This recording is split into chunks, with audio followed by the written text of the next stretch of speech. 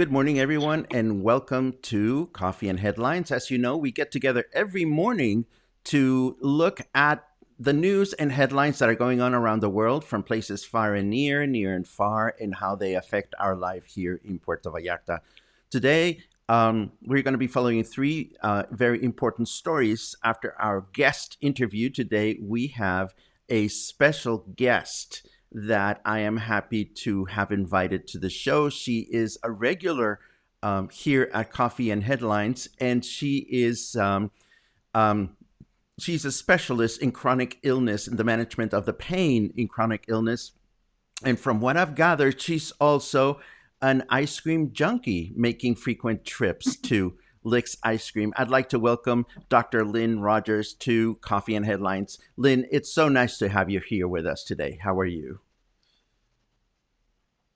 Thanks, Paco. Thanks for having me. And yes, you're right about the ice cream. So, for starters, Lynn, where are you? Are you in Puerto Vallarta right now? Are you doing okay with COVID-19? I am definitely in Puerto Vallarta and so happily here. I've got a beautiful view. I feel safe. I've got friends here, Zoom calls, and I feel like I'm one of the lucky people. So thank you. I'm fine. How did you discover Puerto Vallarta, and how long ago did this happen? Uh, I came here first about 15 years ago with my sister-in-law. We stayed at the Buenaventura. She brought a suitcase with 23 books and one bathing suit. And I thought that was Vallarta within 2 blocks. I came back years later one time and said, I need before I die to see water from my window. And this is clearly the place to be. So I've been living here full time for 11 years now and loving every minute. Wow, this is wonderful. Now, why don't I'd like for you to tell us a little bit about the work that you do, because this seems really, really fascinating to me. I'm a general therapist, so I see the psychotherapist. So I see the kinds of clients that many of my colleagues do. I have a particular interest in people living with what I call life-altering or chronic illnesses. All serious illnesses are not chronic, but all serious and chronic illnesses are life-altering. And I became particularly interested when I was very young. I wanted to be a doctor. Then I was lucky enough to realize that I don't actually care about a diagnosis, but I care a great deal about how people live with what happens to them. And in the case of serious illness, as opposed to COVID, for instance, COVID affects everybody. Everybody knows what COVID is. In the whole world, everybody knows what COVID is. Chronic illness, while it affects over 40 million people in the United States every year, is experienced individually. Everybody's experience is different, and most people feel very alone. Similarities have to do with the fears and anxieties that arise. And I think that's a lot of what you wanted to talk about, and what interests me a lot. Um, and so let's go there if that's okay with you. Yeah? Yeah? So you've been working. Okay. Fear and I'm sorry. Go Go ahead. ahead. No, you go. All right, I'll go. Um, Fear and anxiety. Fear is the emotional response we have to something in front of us. For me, that's going to have blood drawn. Usually, someone has to go with me and hold me down. Um, that has to do with past experiences. Sometimes fears don't have to do with past experiences. There's something in particular we can do about fears. In the example I just gave, my fear of needles, I've had hypnosis, I've done a lot of work, a lot of working through, and I'm much better now than I used to be. Some fears we should try and overcome. Some fears there's no reason to. Anxiety is altogether different. Anxiety is the anticipation of something in the future. And that's something very much shared with both COVID and people living with chronic illness. Of course, a big difference is that at some point we all expect that COVID will move on and we will have some new, as you say, new normal, even though we don't know what it is. The anxiety is that we don't know what it is. The anxiety is all the fantasies, all the stories we tell ourselves, and the fact that it brings up such vulnerability for all of us.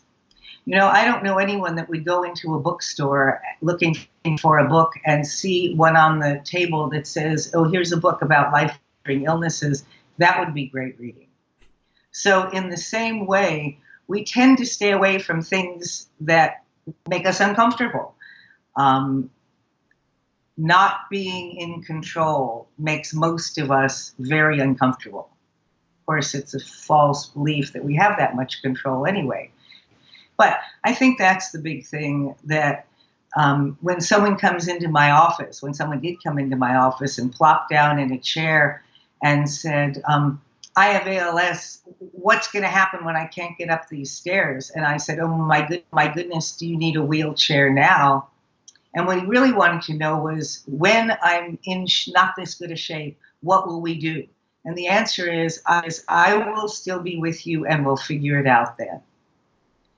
No. So I wanted to sort of differentiate fear and anxiety, because I think COVID brings up a lot of anxiety, and certainly the times we are in now with George Floyd, with the awareness I think that we have now of whether it's the lack of adequate health care for everybody, the fact that Black people are more likely to get COVID, all the job loss.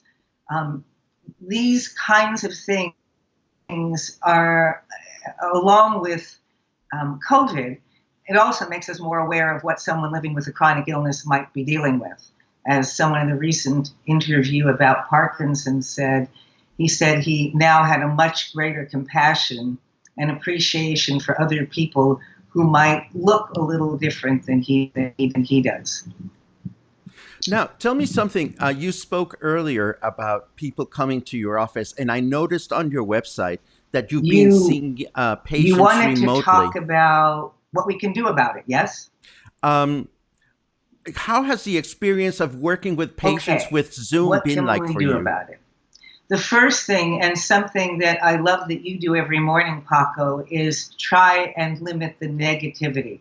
So limiting the source of information we have, the amount of time we spend on that information, and when is the best time? Maybe not before I go to sleep at night, maybe not first thing in the morning. So I need to know what's going on, but I don't need to be bombarded with the same news and the same visuals over and over and over again. Friends who are positive. I prefer to hang out with people who have a positive sense of what's going on. Staying with the here and now. Having gratitude. So thinking right now, realizing that emotions are not experiences. They're simply emotions. And if we allow ourselves to feel them instead of trying to run from them, they generally move on. Paco, I haven't given you a chance to get a word in edgewise. That's okay. I am used to it, and I love being a good listener. Don't worry about it. These are great. These are great bits of advice, because obviously we are all going through a very, very challenging time. The whole thing of not knowing what is next is very difficult to deal with. You spoke earlier, and I asked earlier about your experience with your clients. I take it you were seeing your clients remotely before COVID-19. Is that correct? Well, yes. I've been doing this for years because of my work with illness. I found years and years ago that when I was in California, that for someone who might be taking care of someone with Alzheimer's to get dressed, find someone to take care of their loved one, get in a car, drive in the traffic to come for a session was generally less helpful than the session. So especially now, I'm actually delighted with what Zoom has done for us because recently I had someone ask, could I meet them in the office next week? And I said, absolutely not. I've got a teeny tiny office. It's closed in. We have the windows all closed. And if I'm behind a mask and you're behind a mask, I see less of you. I have less of an experience of you than I actually do now when I can see you face to face on Zoom or on FaceTime or whatever. So I think more people are getting comfortable with this. And as long as we're sitting like this and focused one-on-one and make the time special for each other like this, I think it's great. So far, that's what I've heard from clients. And it looks like there are a lot more clients dealing with anxiety now. Absolutely. And it also looks like you have a personal assistant taking notes right behind you. What can you tell us about your staff member? Oh, come here, Leo. This is Leo, everybody. Yeah. And Leo has been with me since he was a year old, and he's now almost 17. And he's getting old like I am. And we are running parallel paths. You know, I watch him being a little more shaky on his feet sometimes. And what I find is that one of the things I get from dealing with people with life-altering illnesses is the gift of the reminder every day that I have my health. Every day is a day to celebrate. Every day is a day to appreciate something good. And I feel that way so much about my cat. So for now, this darn cat gets anything and everything he wants all the time. This is great to hear. Now, let us because we are here in Puerto Vallarta, we're such committed pet lovers. Many of us are, and we love to support local pet-related organizations. Can you tell me specific findings that can relate to an improved sense of well-being by having a pet by your side?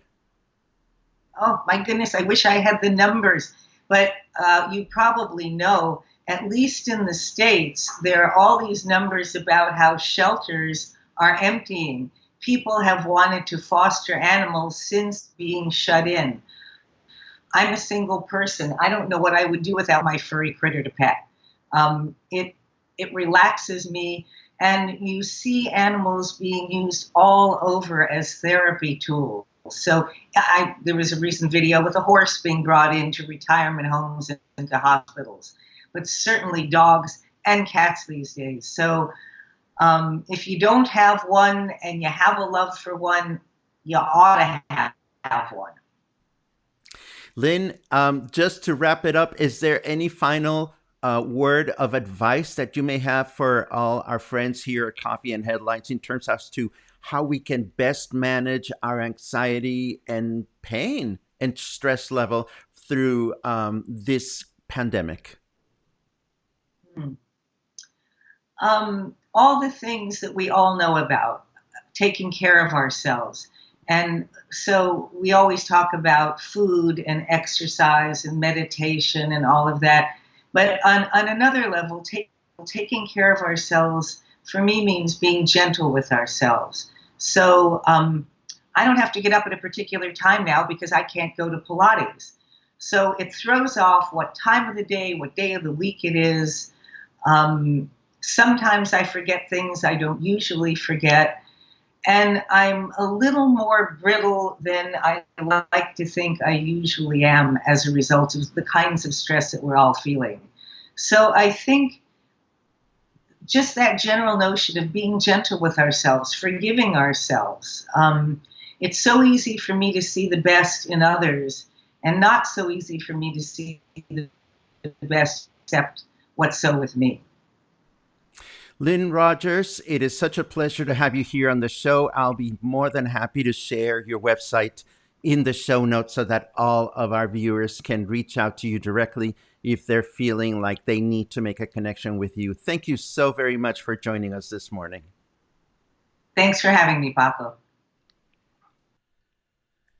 And that was Lynn Rogers. What a pleasure to have a connection with her. And I am very, very happy that we had a chance to have a brief conversation, particularly today because the news are a little bit on the dicey side, and we're going to go right into the news. I see there's a lot of good mornings today. If this is your first time joining us, this is Coffee and Headlines, where a lot of times it's just me, but a lot of times we'd like to bring in members of our community to share their area of expertise or interest, or simply just to connect with new people. There are so many wonderful people in Puerto Vallarta that we can meet. I am looking for specific comments from you. Kathleen was tickled by the comment about Lynn being a licks junkie. I have been known to have a licks junkie episode here and there. Candace, of course, we always love to see Candace because Candace is very much involved in animal adoptions and so forth. Thank you very much for joining us, Lynn. People were appreciative of the interview, and so we're going to move forward. We're going to continue with our program because we're going to follow 3 stories today that are very important. Very important. Number 1, of course, a little bit of an update on COVID-19. Number 2, we're going to talk about Giovanni López because this is a name that you're going to start hearing about in your circles, I'm sure. And we're going to follow up on something we reported yesterday about Los Mangos Library. Let's get going with that.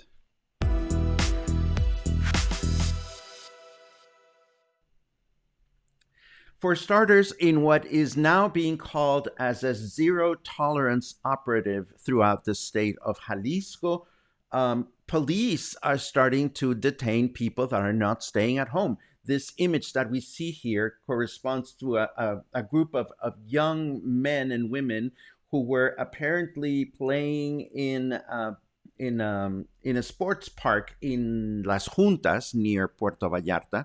So they were taken into custody, and this is something that we are going to see more of. Again, why is this happening? Because the government of Jalisco is sending very clear signals that there will be no tolerance for people that are not following the law and staying indoors as suggested or requested by the government. In Guadalajara city, of course, some shopping areas that are very popular, such as the Obregón area and the Baratillo. These are areas of the city where there are a lot of small shops, and a lot of these shops open without having the proper authorization. So the government had them shut down. Why is all of this happening? Well, it's very simple. The cases of COVID-19 continue to increase not only in Guadalajara, but also in Puerto Vallarta. In Puerto Vallarta, we now have over 400 confirmed cases, according to the health authorities of Jalisco.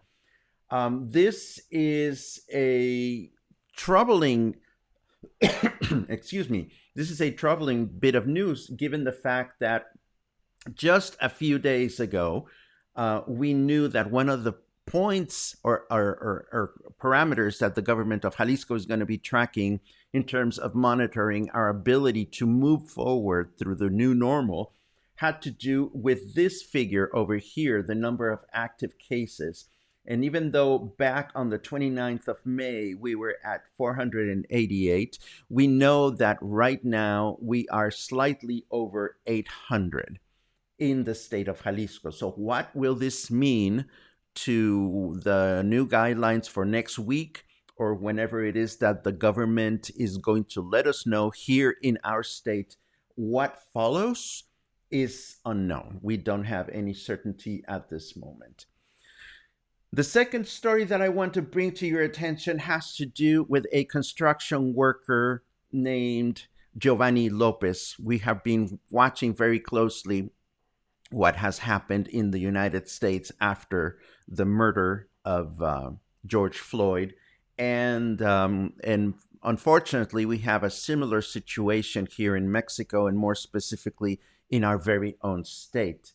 Giovanni López was, I'm afraid, a construction worker who back on the 4th of May was detained by the police in his in the town of Ixtlahuacán de los Membrillos, in the municipality of Ixtlahuacán de los Membrillos, allegedly because he was walking around in a public area without wearing a face mask. The family um, got in touch with the authorities, and the authorities were told, "Come back to the jail tomorrow, and he'll be out of jail."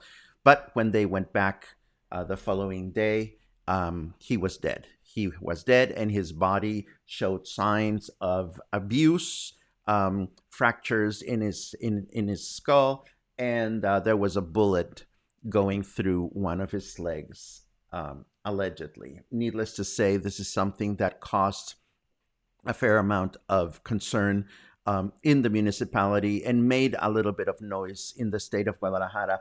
But just in the last few weeks, a video has surfaced, in the last few days rather, a video has surfaced that shows how Giovanni was abused in the moment in which he was apprehended. The word started spreading out, and a lot of people have started crying for justice in his case. And this whole situation escalated to a manifestation that took place in the city of Guadalajara yesterday, which turned violent. A number of police cars were set on fire, and even a policeman was covered with oil or gasoline, and he was also set on fire. Fortunately, the policeman didn't suffer major injuries. But this is happening in our very own state capital, which is really alarming. The mayor of Ixtlahuacán has been asked to come in for a testimony, and because the governor published yesterday in his Facebook wall that this is something that the government takes very seriously. Meanwhile, the news has started to spread throughout Mexico. A lot of members of Mexico's political elite and also famous stars like film director Guillermo del Toro and Selma Hayek have pronounced against the situation. The Secretary of Government has also involved the governor himself because, as part of his proactive response to COVID-19, he has dictated, or somehow it is implied in this article, that he is allowing the police to use violent force in making sure that people stay at home.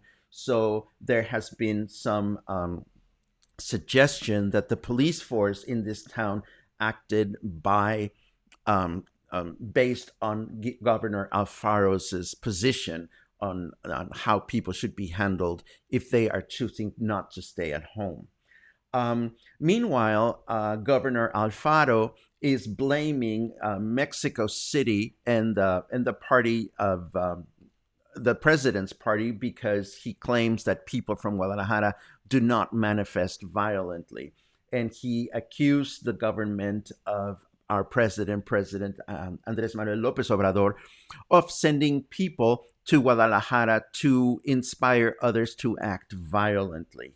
Meanwhile, our president, the president of Mexico, said this morning, if you're going to accuse us, show us some proof. And some of the scenes that we're seeing here about what happened in Guadalajara yesterday are absolutely terrible. This morning, the governor has stated that he has apprehended the first group of policemen that were involved. The police is arguing that the reason the guy was detained, why Giovanni López was detained, did not have anything to do with his face mask or lack of thereof. They're claiming that he had consumed some substances. So this is one of those unfortunate situations, quite similar to what has happened in the United States with George Floyd, that we're going to be following. I wanted you to know about it because Mexico's English-speaking press, a couple of the Mexico English news sources that we follow, like Mexico News Daily and so forth and so on, are reporting on this. So I just wanted you to get a certain sense of what's going on. It must be very difficult right now for the government of Jalisco to be able to think of ways in which we can progress through this. Needless to say, as evidenced by all the situations going on in the United States right now, there's a lot of pent up violence in people, and frustration of not knowing exactly what's going to happen. So I'm just really, really happy that these news today coincided with Lynn Rogers' visit, because we all can use um, ways and methods to cope with all this uncertainty and all this anxiety. The third story that I wanted to talk to you about. Oh, no, before that, we have this. No, actually, no, this is supposed to be. Hold on, we'll put that under leisure. Let's talk about the third story that I wanted to bring to your attention. And this has to do with Los Mangos Library. Yesterday, I reported that Los Mangos has fired 5 employees without proper severance packages, which started raising a lot of concern among locals because this was posted on Facebook. Employees of Los Mangos were looking for people to sign a petition for this situation to be rectified or explained by the library.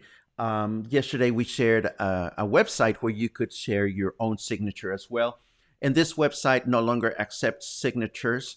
I reached out to a member of the staff at Los Mangos, and she explained to me that the reason why they are not accepting any more signatures is because now a formal petition has been prepared by the government, by the staff of Los Mangos, which I won't read in its entirety, but I obtained this document from this employee at Los Mangos, and it is a document sent to the board of directors of Los Mangos, to all the donors, and to the public in general. And I know that this document is going to also be sent to the local government, and it's also going to be sent to the state's network of public libraries. And the document essentially looks at how the library has functioned as a place of a source of culture, and a place where all kinds of cultural experiences can take place. And according to this document, when the new administration came in about a year ago, a lot was said about a change in for the better, and new programs and new projects and new this and new that.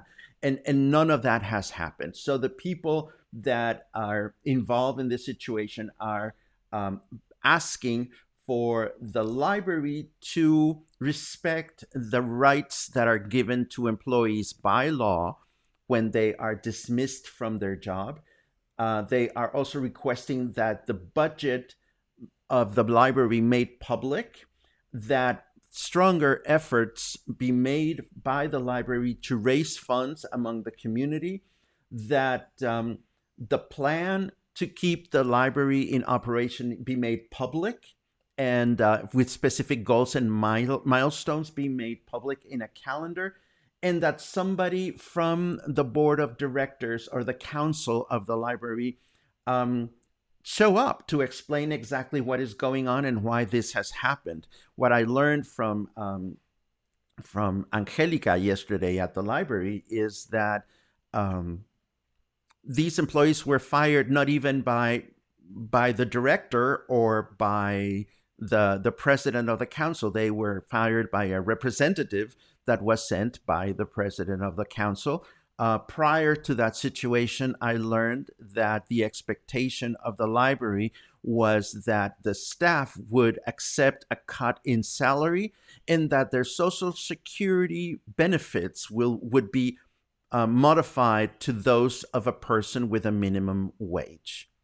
And of course, from what I heard, members of the staff have always been pro-library, and they have, eagerly accepted the task of going into any project, or, just being team members. And unfortunately, when they saw that things were starting to get worse and the decisions started to appear arbitrary, they started to question the leadership. And eventually, when some of the members of of the staff were fired without the proper severance package. They just said enough is enough. So I am very saddened to hear about this. I remember when I first moved to Puerto Vallarta, the Los Mangos Public Library was a huge center of activity, cultural activity, not only among the Mexican population, but also among the expat population. There was huge collaboration, and there were projects and parties and fundraisers and all kinds of things. And I ask you, when was the last time you heard anything coming out of the of Los Mangos Library? It's been ages since they've made any communication of any kind. And it does seem strange, and not because I say it, but because this was said to me. It seems strange that if the board of directors of the library is saying, well, we have to fire you because we don't have any money, then why hasn't the library reached out to the community at large like many nonprofit organizations do? Especially in this time, it is one of those things in which things just don't add up. So this is a story that I am definitely going to be following up. For better or worse, it is not common that a lot of local sources pay attention to these kinds of community-based stories, but this is important here, and we will continue to keep track of this story moving forward. And now let's take a quick look at your comments. You have been very, very quiet today, and that means, but you're all here. I'm looking at the numbers. That means you're paying attention. Good for you. Thank you for your thanks. This is... Again, I'm trying to be as explicit as I can and give you enough details so that you know. And for me, this story of the library has to do with the library, but it also has to do, and I said it yesterday, and I'll say it again, because if you push enough of my buttons, I can tell you all kinds of stories of strange things going on with local nonprofits. And local nonprofits, again, as we said yesterday, have been, and I'm generalizing here, but some local nonprofits feel like just because they're nonprofits, they can do whatever they want, and that we're not allowed to comment or criticize or anything. I just suggest to you, members of the Coffee and Headlines community, if you choose to get involved with a local nonprofit organization, it is okay to ask questions. It is okay to ask for reports. It is okay to wonder and request specific information as to where your donations are going. So just keep this in mind, and we will be continuing to, again, follow this story. So now, to wrap it up, let's talk about a couple of leisure things, because it is Friday. Can you remember that? It is Friday. Let's go.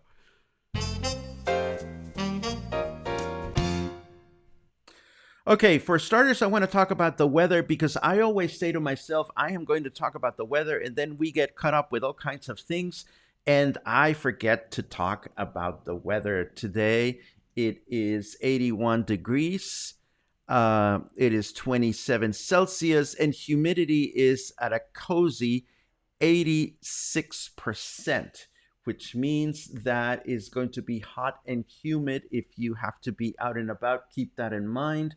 It's going to be mostly cloudy throughout the day. I think it's going to start raining anytime, any day now, actually. So let's hope for some refreshing rains at some point. I wanted to let you know, as part of the headlines, that just as we reported last week of portions of the Malecon being open, the stretch that goes from Los Arcos to the Rio Quale will now also open partially for restaurants, and this is starting today. So that means that all the restaurants that are located between the Los Arcos and the river will now have clients, public. We will be able to have dinner at places like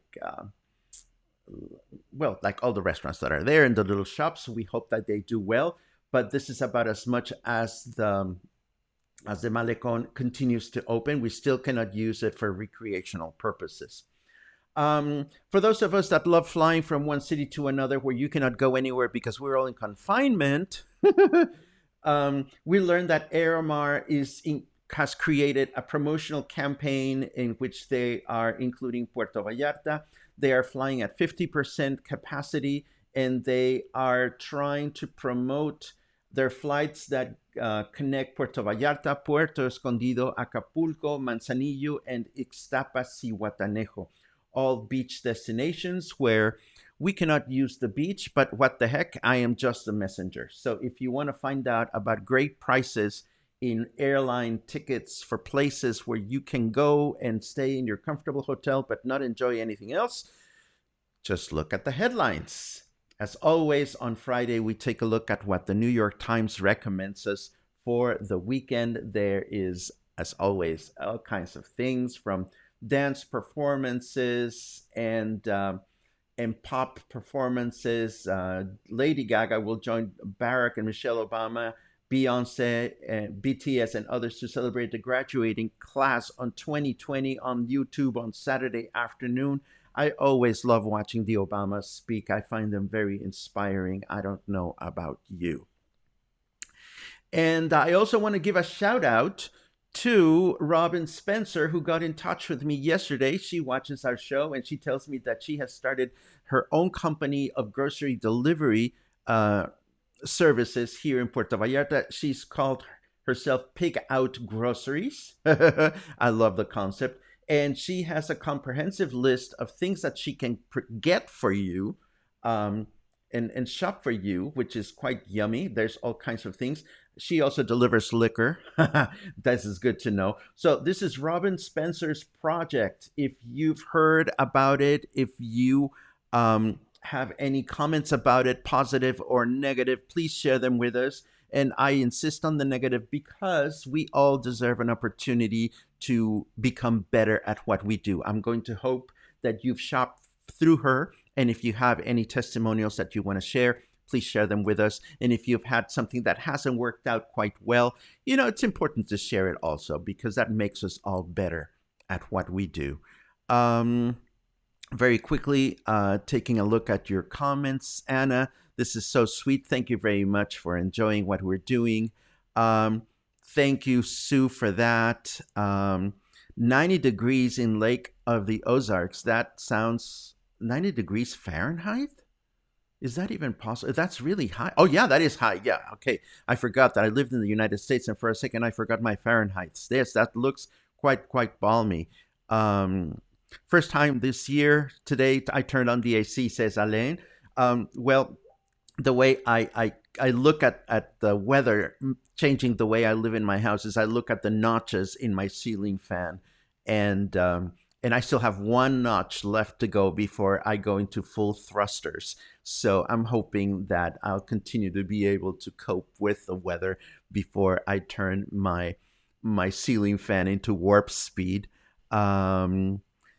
And yes, I remember this meeting. I remember, Kathleen, there was a period back in 2017 when one of the projects that the library had started was a community market that was destined to bring in a bunch of people during the weekends. The project was successful for a while, but then again, things change in the library, attitudes change in the library, and I certainly hope that the library will, number one, come forth and explain themselves, and number two, come back, because if the library doesn't manage to convey a sense of importance and need among the Puerto Vallarta community, there are dozens of other nonprofit organizations that will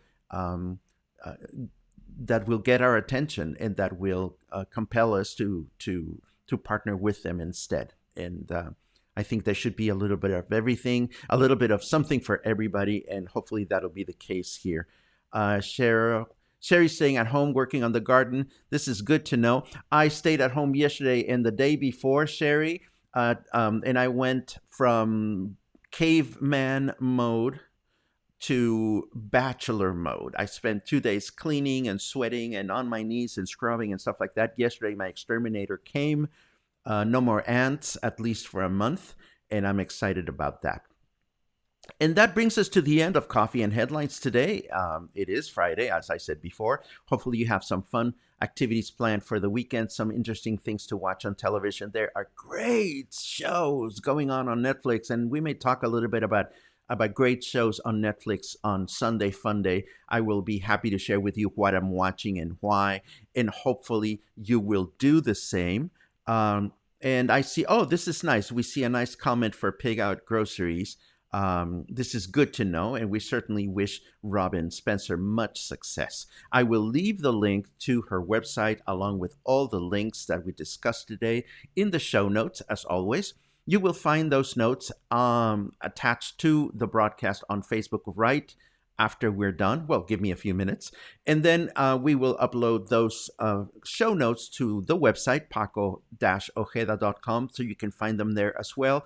And we upload the show to YouTube if you prefer to watch some Coffee and Headlines on the big screen. As always, I thank you very much for sticking around, for joining the Coffee and Headlines community, for helping me find interesting articles and people to connect with. Today, I am going to take a venture to a new restaurant, well, new for me, and I'm going to have lunch at a place called Cha, C-H-A, and it is located here in Versalles, a few blocks away from my house. And this is part of my intention to start doing some of the reporting that I used to do before the pandemic, which is going to small new places, finding out what they are, and making sure that we help small startup companies get the attention that they deserve from the public.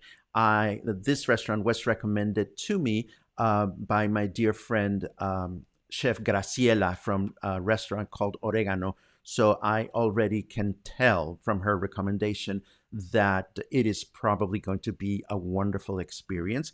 And I also know that the owner, Mario Borja, is one of the restaurant owners in Versalles that is interested in having all the restaurants in the community of Versalles working together to promote themselves through special events. So I'm going to hope to learn a little bit more about what has happened since we reported on this initiative about a week and a half ago. And I'll hopefully have interesting things to share with you tomorrow. In the meantime, as always, please stay healthy, stay safe, stay positive, find some time to meditate and share some love and care with all the people that you have around you or that you can have access to through the telephone or through Skype or whatever method you use to stay in touch with your loved ones.